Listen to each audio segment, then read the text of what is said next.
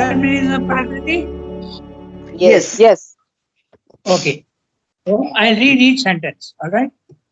Now, but the determination of Prakriti is not the last word of the Gita, because there are those who say that fate is fixed.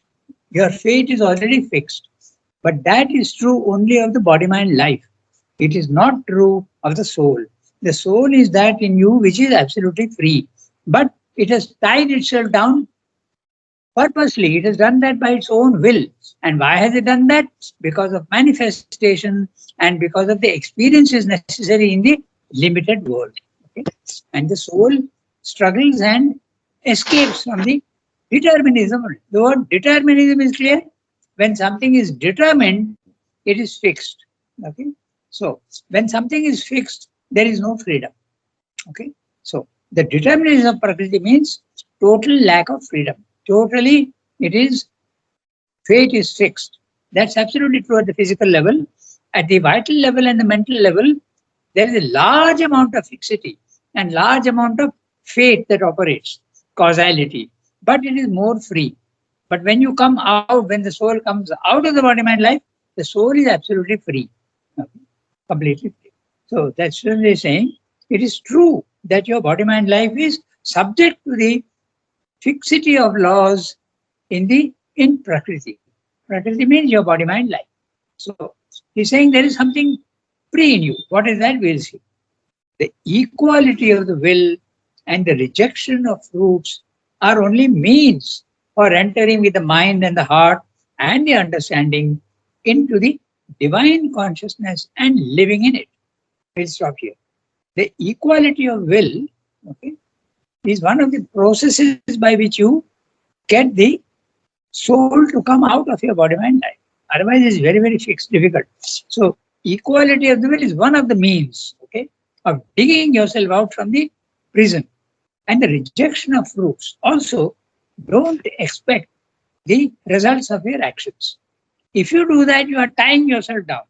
So, do the work as best as you can, but don't expect anything. It's very natural that we expect something to all our efforts to succeed. But offer that and pray to God. You are fully within your rights to pray to God to give me the result of what I'm doing, but don't get attached to it. Okay, it's very natural for you to say, "I would like success," but if you can absolutely do the work without any expectation of success, that would be the real equality of the will. Not easy, but it can be done. It's a slow process. It's a gradation. The equality of the will and the rejection of fruits are only means for entering with the mind and the heart and the understanding into the divine consciousness and living in it. Now, he's talking of three things: mind, heart, and understanding.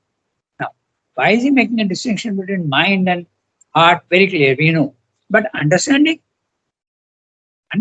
when he uses the word, he is talking of something which is above the mind.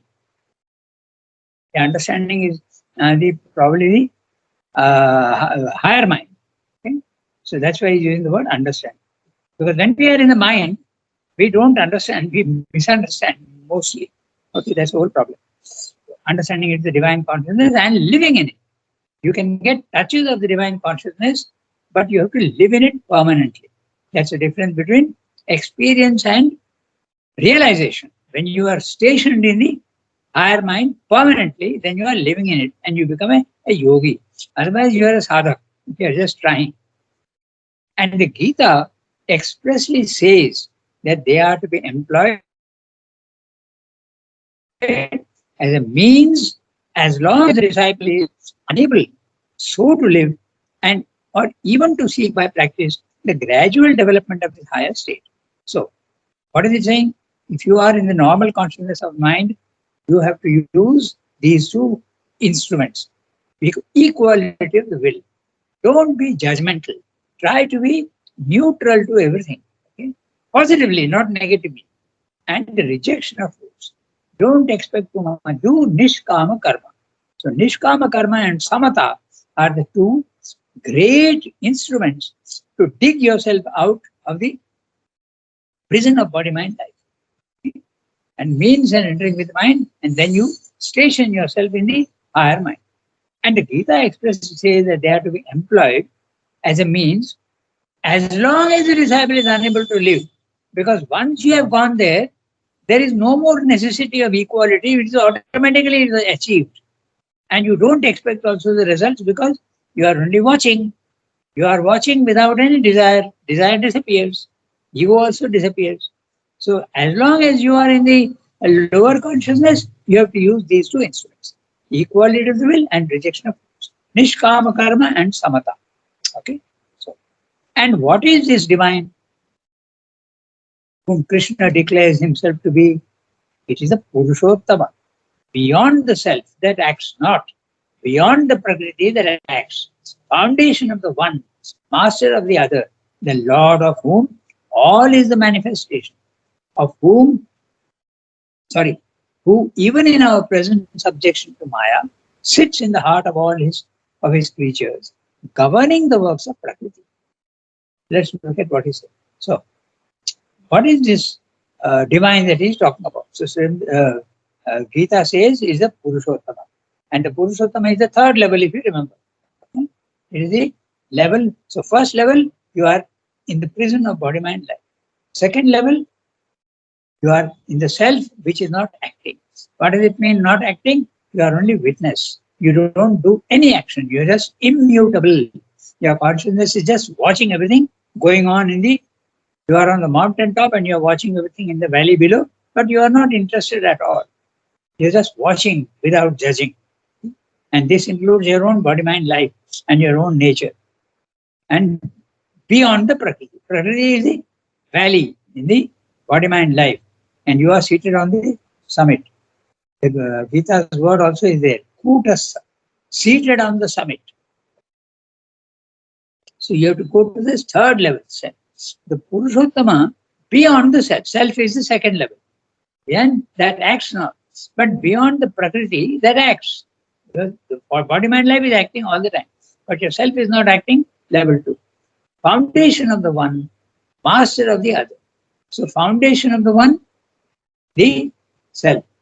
Master of the other, down below in the physical world. You're master of your own body, mind, life. When you are in the third level of the Purushottama, or Sri Aurobindo language, Ishwar, the Lord of whom all is the manifestation. Now he is using the word Lord. It's not impersonal anymore. It is personal and impersonal both. Who, even in our present subjection to Maya, sits in the heart of his creatures, governing the works of Prakriti.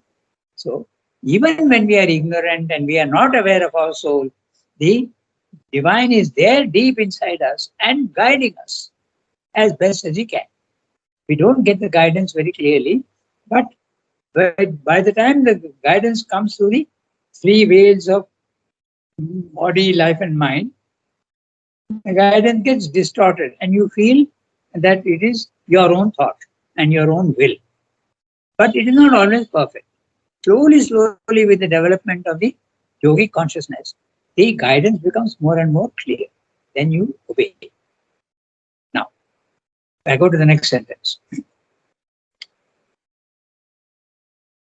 He by whom, I stopped I stopped at works of Prakriti.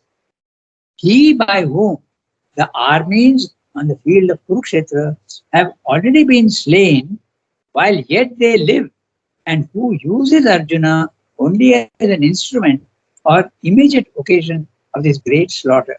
This sentence can become a little bit of a problem, because if it is already slain when they are even living, in other words, the highest decision is made at the higher level. Okay? So everything is determined, but you have to understand with a little flexibility of mind, because if everything is determined already above, even when the Duryodhan and even Bhishma are all living, they are already destined to die. The decision has been taken in the higher planes of consciousness. I refer you back to in 1920-21, okay, Sri Aurobindo is telling Purani, India will be free. It is already determined. You don't need to worry about that. Come and do yoga, he told him. So, the decision which is taken on top, when it comes down, sometimes it takes a little time to come down. Just like in our any industry, no? Suppose the Prime Minister decides that he is going to, now from now, we will have, I give a very practical example. Swachhata, okay? We must have toilets all over. Does it become a fact immediately? No, it takes a long time. People get, well, then they start participating, then they start building all these toilets in the villages. It takes a long time. So the decision at the highest level, when it comes down to the physical world, takes time, and that time is relative.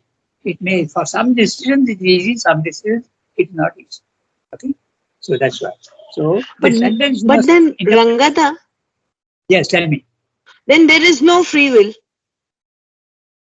There is a free will in the soul, but so long as the soul is imprisoned in the body, mind, life, there is no free will. Okay, the free No, will but is, Rangada, everything is predetermined, like it is already done there, which we don't know. no, Then no, no. how would you? I'm telling you. Okay, you have to understand. That's why I told you it's a problem. Okay? You have to be very flexible in your mind. A decision is taken at the highest level, at the supermind level. Okay, agreed? One decision. Yes. I will do this. When it comes down into the overmind level of consciousness, which is the second level from the supermind, what is happening? The one becomes the many. Don't forget that. Okay? And when the one becomes the many, okay, what happens? Opposite things also come into the picture. Are you following what I'm saying? So when Yes. opposites also come into the picture, when you come down one more step, the thing gets diluted. Okay? So there is a fixity, and yet there is a, a freedom also. And at the lowest level, what is fixed? The body, mind, life, matter. The laws of matter are absolutely fixed. But the freedom is there in the soul.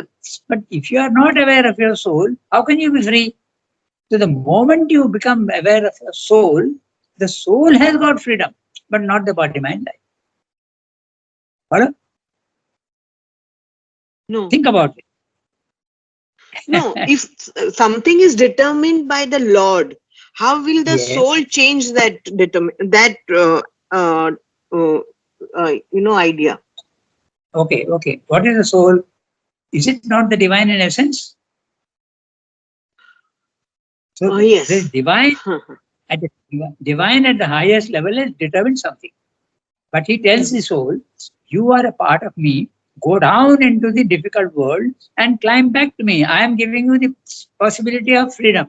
You have the freedom to do that, but plunge yourself into the difficulty and the prison and come out. I am giving you the freedom to do that. But the difficulties are there. Follow what I am saying? The No. soul is essentially divine. Yes. And okay, think about it. Okay. Don't think in very fixed terms.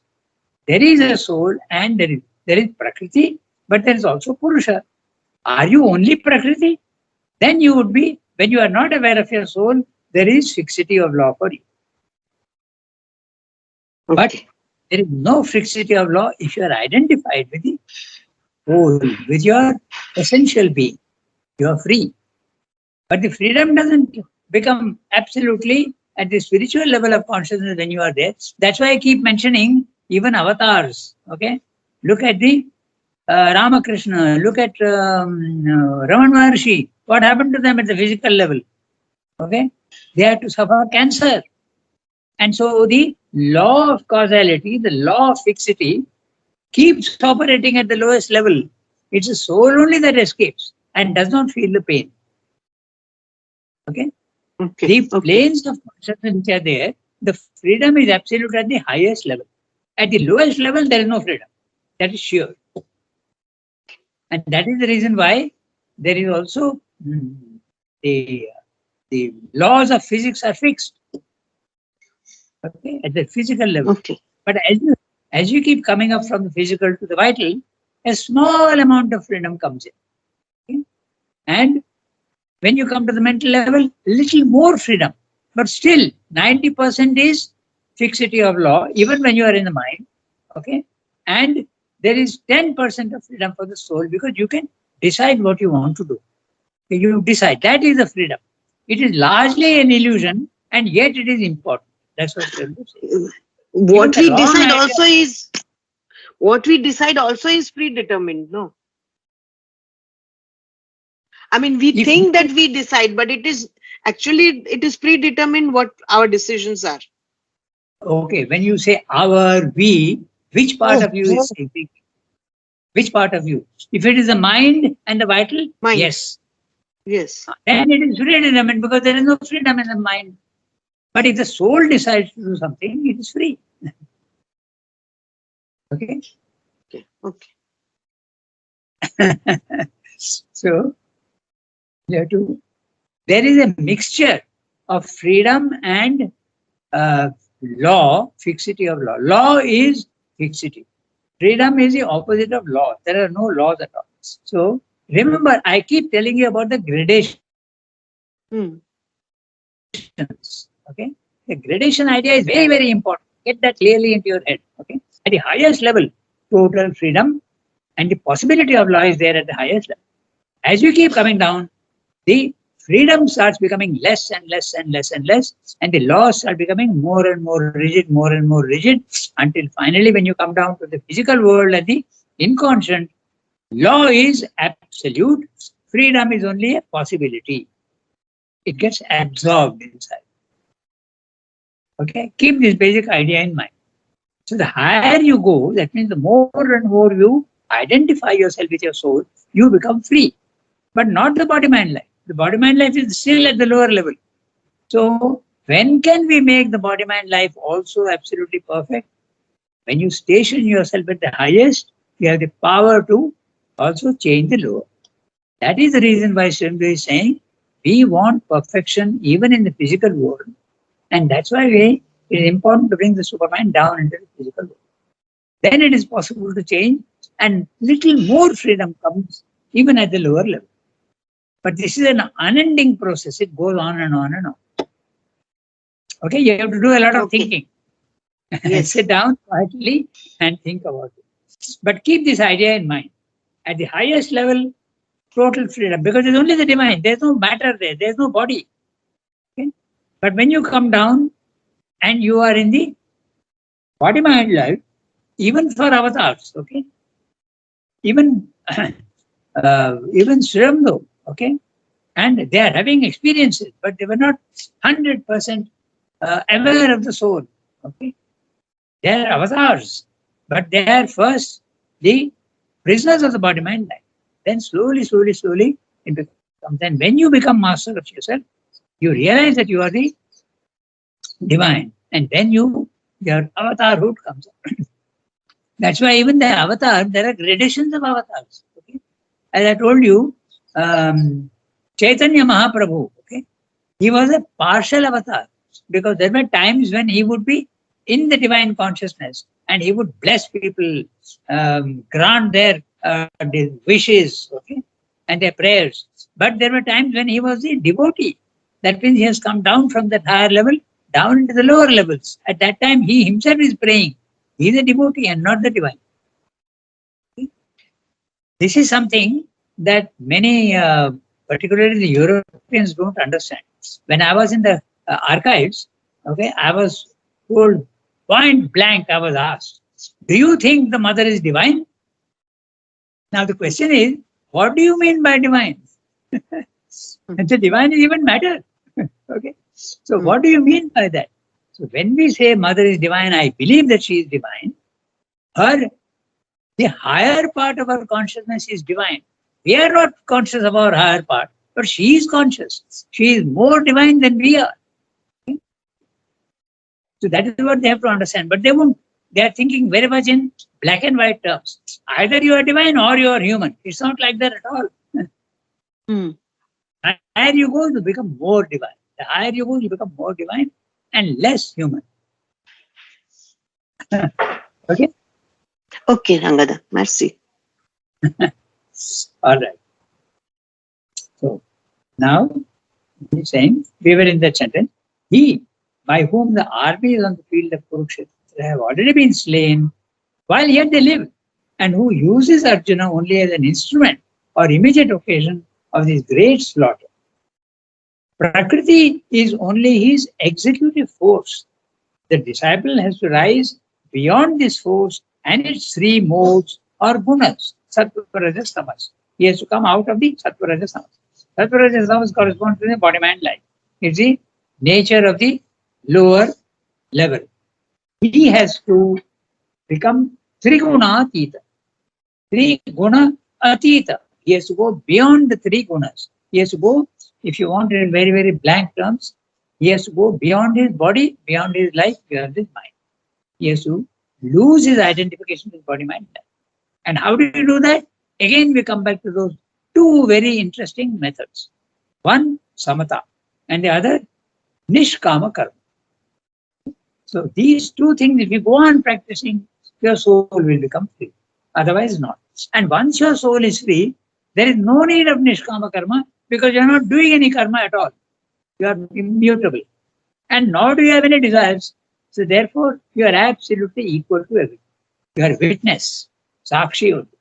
Okay? I go to the next sentence.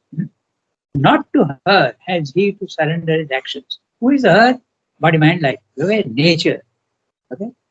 Not to her has he to surrender his actions, over which he has no longer any claim or right, because they are separated from him. But into the being of the Supreme, he has to obey only the Supreme. Reposing his mind and understanding, heart and will in him, with self-knowledge, with God knowledge, with world knowledge, okay? He, with a perfect equality, a perfect devotion, an absolute self-giving, he has to do works as an offering to the master of all self-energizings and all sacrifice. We'll look at the sentence interestingly again. Reposing his mind on his mind and understanding. Okay. So his mind also becomes now part of the action. Understanding the higher mind. Heart and will. Heart is your emotional being, and the will also is the real will is in the psychic. Okay? With self-knowledge, God knowledge, world knowledge. Now tell me, which is self-knowledge, which is at what level, which is God knowledge, and which is the world knowledge?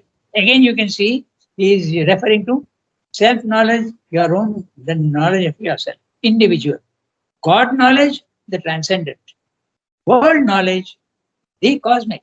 Again, you see very clearly, we have to understand the words and understand. So he's talking about all the three levels.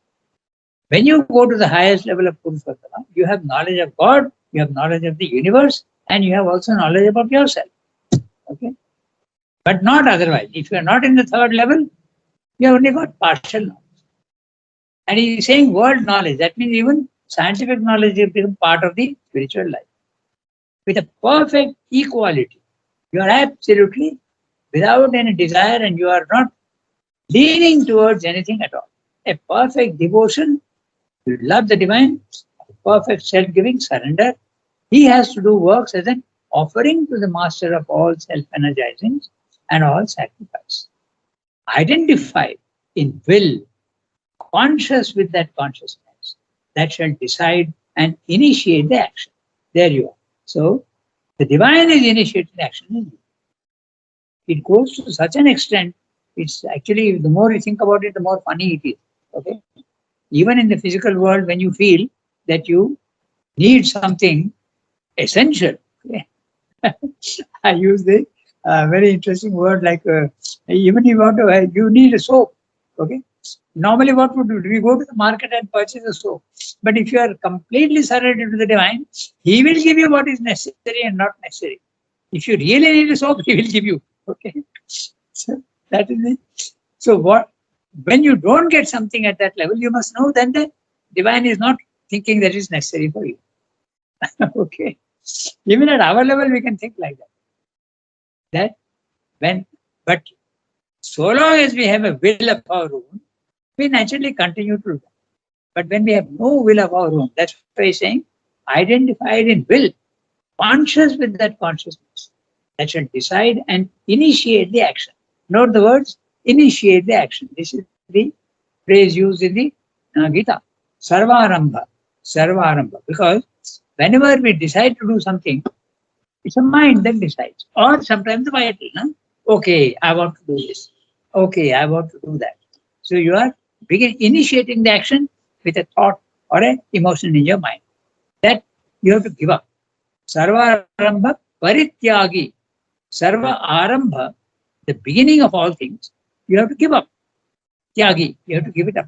Why? Because the mind will decide for you what is there and what is not.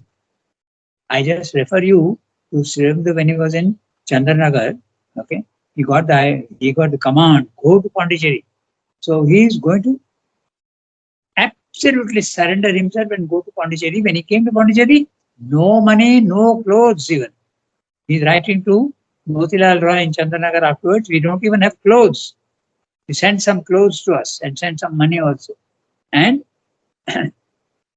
the even the sandals that he had, that's an interesting detail. He says, even the sandals that I had, Subramanya Bharati has bagged them. Because Subramanya Bharati used to visit him in Pondicherry and go out also. So he took away Sriramdu's sandals. And Sriramdu was not going out, so he didn't need the sandals. Okay. And then, now, this is very interesting, and think about it. You may wonder, why is Sriramdu asking for money from people? Okay. So that is a question that you have to, I leave you to work it out. Okay. But, and then you write. Yeah, tell me. I can answer. It is like Okay. something those people owe to him. That's why he asked them. Otherwise, he would have not asked them. Okay, that may be a solution. But he took loans from even the Pondicherry, many Pondicherry people also he took loans. There were about 4 or 5 of them who were prominent citizens, and they all signed a bond to the French government saying that we stand guarantee for him. He will not be a trouble to the French government. They signed it. Okay, many of them. The Zir was one of them. Then Saravana and cousin of Garden belonged to that man. Rasendran's father also was one. Rasendran was our teacher, and the Zir used to come to me in the his I think child or his son used to come to me to print visiting cards. So all these people stood guarantee for Sriramdu, and they were giving him loans also. Okay, so These but are I all leave that. Pardon? previous life. These are all previous lives debt or something. That's why they have this connection, and he has asked. Otherwise, the Lord have not asked. And by asking from something from them, maybe he want to work obliging by doing something for their soul also. Yes, that is definitely one thing also. In fact, he says to somebody who were to collect money from the public for the ashram, he writes to them, I think it was Poonam Chand, and he writes to him, when you ask for money from somebody, know that you are only asking that which already belongs to the divine. It is in their possession, but that wealth is already belonging to the divine. So keep that in mind and then ask, he says. Even Okay. to lower the greediness also, it works on the greediness also. You have to part with your money that that should come out. That's why also we are not doing any donations to them. We don't have even a position. How means we can think that we give donation to the divine? It is really a myth, or I don't know how we think even about it. The one who has given us 100%, we are giving him 1%, and we are thinking we are giving him donation. That's right. That's right. Actually, we are not. All right. So there are many, many ways of looking at it, but it's something that I leave to you to work out because it's very subtle. Identified in will, conscious of that consciousness, that shall decide and initiate the action. This is the solution which the divine teacher offers to the disciple. So long as you are in the ordinary consciousness, use samatha and nishkama karma as instruments to free yourself from the body mind. Okay, that's what it is. We read the next one. What a Shall I great. read? Yeah, read. what the great, the supreme word of the Gita is. It's a Mahakavya. We have not to seek, for the Gita itself declares it in its last utterance. The crowning note of the great diapason. With the Lord in thy heart, take refuge with all thy being. By his grace, thou shalt attain to the supreme peace and eternal status. So have I expounded to thee a knowledge more secret status. So I have expounded to thee a knowledge more secret than that which is hidden. Further, here the most secret, the supreme word that I shall speak to thee. Become my minded, become my minded devoted me, to me. Do sacrifice and adoration infallibly, thou devoted to me. No, no, thou shalt come to me, sacrifice and adoration infallibly, thou shalt come to me, for dear to me are thou. Abdomining, abandoning all laws of conduct, seek refuge in me alone. I will realize thee from all sin. Do not grieve. Okay. I will read this para again. I will not realize. I will release thee from all sin. And I am reading the sentence by sentence, and we will have a. Release thee. Huh? I will release thee from all sin. That's right. What the great supreme word of the Gita is, Maha, not Kavya, Maha Vakya, the great word, the supreme word is used. We have not to seek, but the great supreme word, it is very, very obvious. He's saying you don't have to look for it. It's in the 18th chapter, verses 62 to 66. So those are there. And he's saying, you don't have to see it. The Gita is very clearly telling you. But the Gita itself declares it in its last utterance. Last utterance, 18th chapter. The crowning note of the great diapason. Diapason, in French, diapason means the sargam, okay? From sarigama padanisa, the whole range of sounds. But it can be range of sound, it can be range of light, it can be range of teaching, it can be everything. The whole range, that's what it means. The whole of compass. Okay? And what is that? He is now putting in quotes. He is translating. With the Lord in thy heart, take refuge with all thy being. By his grace, thou shalt attain to the supreme peace and the eternal status. Eternal status, permanent status in the divine peace. Eternal status. No movement at all. So have I expounded to thee a knowledge more secret than that which is hidden. Further, here the most secret, the supreme word that I will speak to thee. Become high-minded, devoted to me. To me, do sacrifice and adoration. Infallibly, thou shalt come to me. For dear to me art thou. Now that dear to me art thou is very interesting. There is a whole discussion possible for that. Because if he is absolute, the divine is impartial, why is he saying you are dear to me? Okay, that also is a huge discussion in the commentaries. Abandoning, sorry, abandoning all laws of conduct, seek refuge in me alone. I will release thee from all sin. Do not grieve. So the very first sentence, with the Lord in thy heart, take refuge with all my being. Tameva sharanam gaccha sarva bhavena arata. Tat prasada param shantim sthanam prapsyasi shashvatam. Then the last one, I'm skipping all the in man mana bhava. Mat mana. Let your mind be in me. Man mana bhava. Mad bhakto. Mad yaji. Worship me. Mad yaji. Mam namaskuru. Bow down to me. Mameva. Mame vaishyati. You will come to me. Satyam te pratijane. I promise you. Why? Because priyosmi. Priyo asime. You are my dear. Then finally, that last really Mahavakya of the Gita, Sarva Dharman Parityajya Mamekam Sharanam Raja. Aham tva sarva papebhyo mokshayishyami ma shucha. Do not grieve. I will release you from all sin. So, now this is very interesting. Sarva Dharman Parityajya. Now we come back to the idea of freedom and laws. Sarva Dharman, all the laws, all the rules of conduct, everything give up because you will be free in being. You don't need to subject yourself to any law or any dharma. Mamekam sharanam praja. Seek me alone. Aham tva sarva papebhyo mokshayishyami. I will deliver you from all sin. The word sin is here sarva papebhyo, for all sin.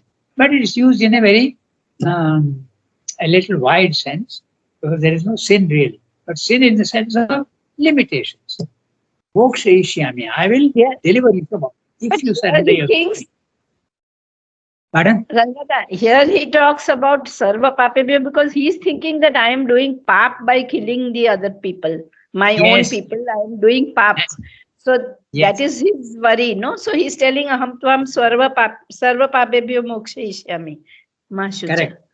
But particularly because Arjuna is thinking that he will be committing a crime, no? So I'll be committing a sin when I have to kill my own people.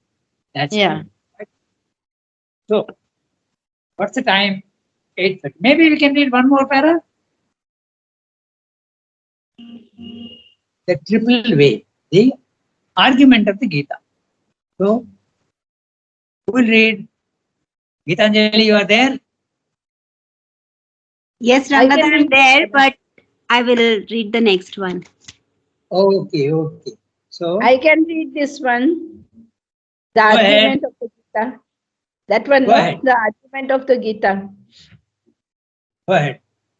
The argument of the Gita resolves itself into three great steps by which action rises out of the human into the divine plane, leaving the bondage of the lower for the liberty of a higher law. First, by the renunciation of desire and a perfect equality, works have to be done, and a perfect equality, works have to be done as a sacrifice by man as the doer, a sacrifice to a deity who is the supreme and only self, though by him not yet realized in his own being. This is the initial step. Secondly, not only the desire of the fruit, but the claim to be the doer of works has to be renounced in the realization of the self as the equal, the inactive, the immutable principle, and of all works as simply the operation of universal force, of the nature soul, Prakriti, the unequal, active, mutable power. Lastly, the Supreme Self has to be seen as the Supreme Purusha governing this Prakriti, of whom the soul in nature is a partial manifestation, by whom all works are directed in a perfect transcendence through nature. To him, love and adoration and the sacrifice of works have to be offered. The whole being has to be surrendered to him, and the whole consciousness raised up to dwell in this divine consciousness, so that the human soul may share in his divine transcendence of nature and of his works and act into a perfect spiritual liberty. So, very clearly, the three great steps. Okay, these. First, renunciation of desire. Give up desire altogether. Desire. Kama. You have to become free of kama. And a perfect equality, and a perfect equality, works have to be done. You do the works without any expectation of any result and keep yourself absolutely calm and quiet and do the work as best as you can. As a sacrifice by man as the doer. So you are still when you are in this feeling that you are the doer, do that. Sacrifices.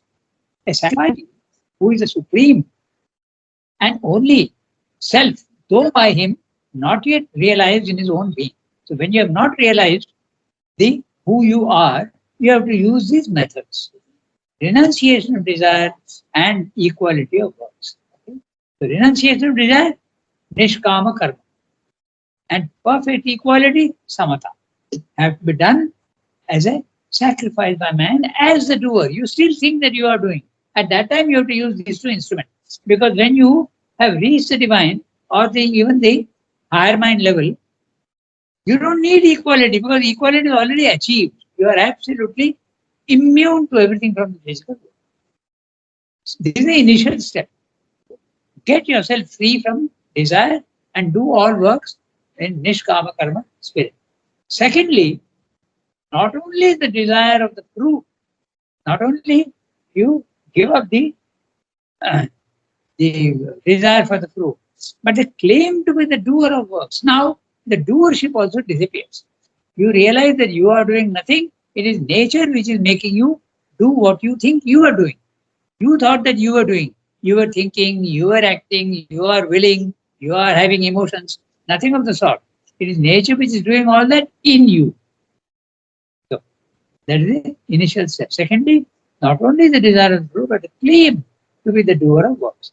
The realization of the non-doer in yoga is a very big realization, because it gives you humility. You realize that you are nothing, you are just a watcher. Has to be, but the claim to be the doer has to be renounced in the realization of the self as the equal. Equal means absolutely without any samatha. Okay? You are absolutely in samatha, equal. The inactive, immutable, no action. You're just watching, you're not acting. The immutable principle of all works as simply the operation of universal force. Whatever is happening in the physical world, movement, including your bodily action, your vital emotions, and your mental thoughts, all are only operations of universal force. Universal force, nature, soul, prakriti. Now, interesting, he is saying nature, soul, prakriti, because even in mechanical, unconscious nature, there is the divine soul is there in it. Okay, that's why he's used a very interesting nature, soul, prakriti, the unequal, active, mutable power. In the physical world, nature is unequal. It has got all sorts of different the dualities. It is active. It's constantly moving. Everything in the physical world moves. Nothing is stable. Mutable power. There's a power, but it is mutable.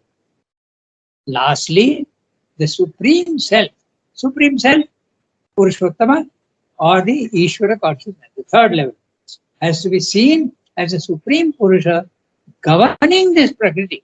In the second level of the spiritual planes of consciousness, you are only detached from Prakriti, but you are not governing. In the third level, you are governor. You are in perfect control of your own Prakriti, of whom the soul in nature is a partial manifestation. Note that. Okay? The soul in nature is your psychic being, and it is partial manifestation, by whom all works are directed in a perfect transcendence through nature.